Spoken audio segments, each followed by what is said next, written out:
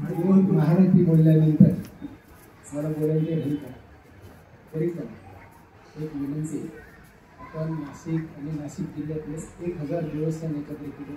मी बऱ्याच वेळेला इथे आलेलो, मला ती 4-5 वेळा असेल. दर गुरुवारी कोणत्याही परिस्थितीमध्ये तुम्ही ते इथे यायचंच आहे. 1, 2 ही संख्या वाढली पाहिजे. कोणत्याही ठिकाणी जे महत्त्व येतं त्याला असतीच संख्या आणि हिवाळ्यात काम करायचं तुमच्याकडे.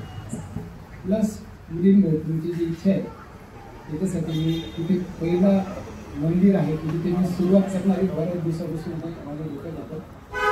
दर गुरुवारी इथे जवळ कोण राहतो महिला, एकदम जवळ आपण इथे प्रसादी चालू करू.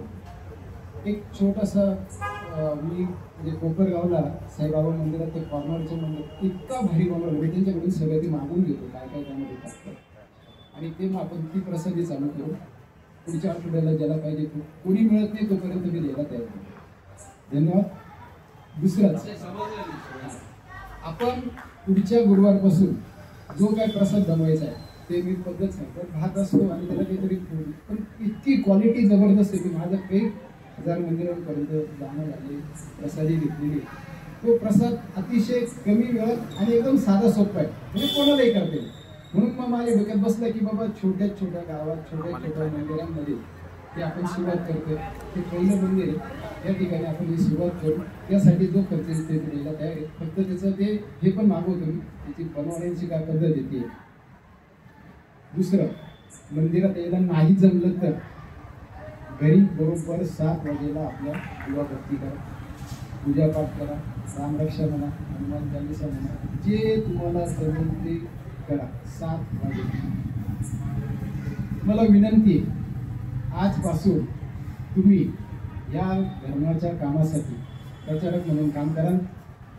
सगळ्या आजूबाजूच्या लोकांना सांगा ना 7 वाजेला तुमच्या सोसायटीमध्ये, कॉलनीमध्ये, आजूबाजूला, समाजात किंवा तुम्ही ज्या कार्यक्रमाला जात असेल आणि कधी तुम्हाला त्या ठिकाणी बोलण्याचा नक्कीच ही माहिती द्या. आणि जवळजवळ जास्त नाही, आपण 1-2 वर्षामध्ये असं समजा की नाशिकच्या प्रत्येक घरात दिवा तर लागला जातोच आहे, काही प्रश्न नाही. फक्त 7ची वेळ करायची आपल्याला आणि त्याच वेळेला पूजा पाठ ते करायचं असेल. या 2 गोष्टीसाठी सहकार्य करणार हो करून नक्की. जय श्रीराम. जय श्रीराम. एकीचं फळ 10 वर्षानंतर मला सर्व ठिकाणी पाहायला मिळेल. काल दैनिक भास्कर जो भारतातला सगळ्यात जास्त खपाचा वर्तमानपत्र आहे, त्यांचे मालक सुद्धा बोलले की मी आमच्या याच्यामध्ये हे तुमचं नाव आता टाकतो आणि याच्यासाठी तुम्हाला जे सहकार्य करायचं ते करायला तयार आहे. म्हणजे विचार करा, आपला हा जो मुद्दा आहे आपण काय केलं, नाशिक पहिले केलं. पहिले कोणाला साफसफाई करायला सांगणार, पूर्वी मी माझं घर साफ करत, त्याला स्वच्छ करत, नीट नेटकं करत, आणि मग कोणाला सांगितलं. म्हणून पहिले नाशिक जिल्हा हा एक मॉडेल बनवलं. गेल्या 2 वर्षापासून हे काम चालू आहे.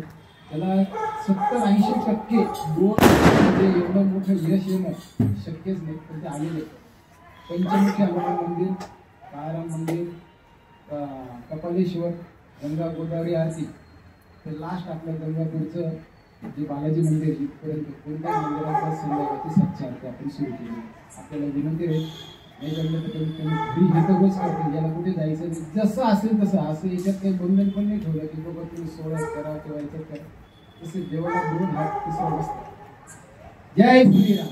जय श्रीराम. आणि हिंदू पण लक्षात ठेवा, आपली खरेदी तर टाळाच, तर दुसऱ्यांनाही सांगा, म्हणजे लोकांना लक्षात